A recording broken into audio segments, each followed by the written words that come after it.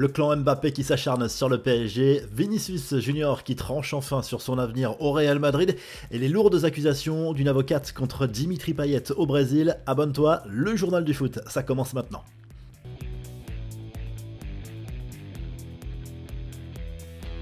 Voilà qui ne va pas arranger la relation entre Kylian Mbappé et Nasser El Khelaifi en froid depuis le départ libre du joueur au Real Madrid.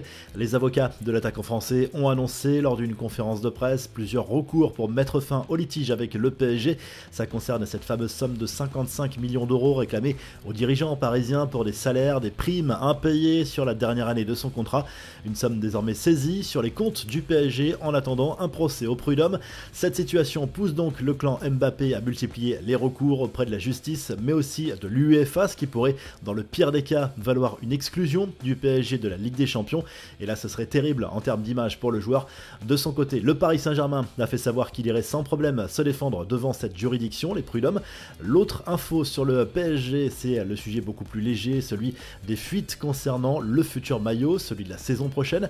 La future tunique devrait toujours aborder le design Echter, comme lors de la saison 2024-2025, mais elle sera stylisée pour rendre hommage à la Tour Eiffel. Ce nouveau maillot sera officialisé en mai ou en juin et utilisé à partir de la Coupe du Monde des clubs cet été. Allez, on passe à la Ligue Europa avec l'OL qui devra aller chercher sa qualif à Old Trafford. Les Guns ont été accrochés 2 buts partout jeudi soir en quart de finale aller de la Ligue Europa contre Manchester United. Thiago Almada et Ryan Cherki ont répondu à Lenny Euro et Joshua Zirkzee. Le retour dans une semaine en Angleterre.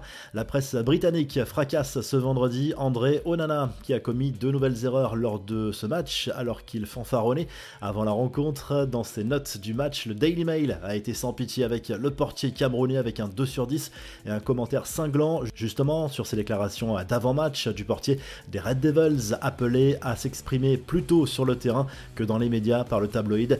Même constat de la BBC, de Sky Sports et de TNT Sports. Reste une question légitime qui peut être soulevée. André Onana sera-t-il dans les buts de Manchester United pour le match retour?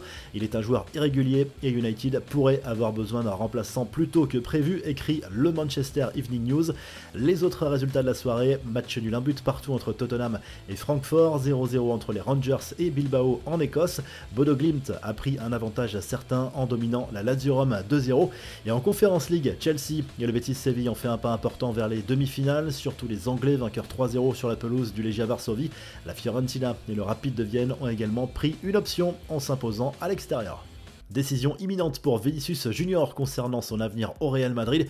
On le sait depuis quelques mois, le Brésilien dispose d'une offre pharaonique d'1 milliard d'euros sur 5 ans de la part de l'Arabie Saoudite, mais malgré un pont d'or, la star du club merengue pourrait prolonger prochainement son contrat dans la capitale espagnole. Il privilégie un nouveau bail avec le club espagnol. Le joueur de la Seleção ne voudrait pas s'engager sur une si longue période alors que les décideurs saoudiens ne verraient pas d'un bon œil un contrat de seulement 2 ans. Les autres infos à retenir dans ce journal du foot, direction l'Amérique du Sud avec ce drame de supporters âgés de 13 et 18 ans qui ont trouvé la mort dans des circonstances floues lors d'un mouvement de foule et d'une intervention de la police autour et dans le stade où se tenait un match de Copa Libertadores entre Colo-Colo et Fortaleza au Chili. Le match a été interrompu après l'heure de jeu. Dimitri Payet dans de sales draps. Dans une plainte déposée par l'AFP, une avocate brésilienne accuse l'ancien Marseillais de lui avoir fait subir des violences physiques et psychologiques. Elle confirme avoir eu une relation amoureuse avec lui, mais dénonce l'emprise de Payet qui aurait profité de ses faiblesses psychologiques pour lui faire subir des humiliations. Enfin, on l'évoquait déjà hier, c'est désormais officiel, Liverpool confirme ce vendredi la prolongation de contrat de Mohamed Salah dont le précédent bail expirait en juin prochain. L'attaquant égyptien de 32 ans a signé pour 2 années supplémentaires selon la presse anglaise, ce que ne confirme pas le club pour le moment. C'est la fin de ce journal du foot, le dernier en ma compagnie après 7 ans d'une très belle aventure à vos côtés pour commenter l'actu foot au quotidien. Ça a été un réel plaisir.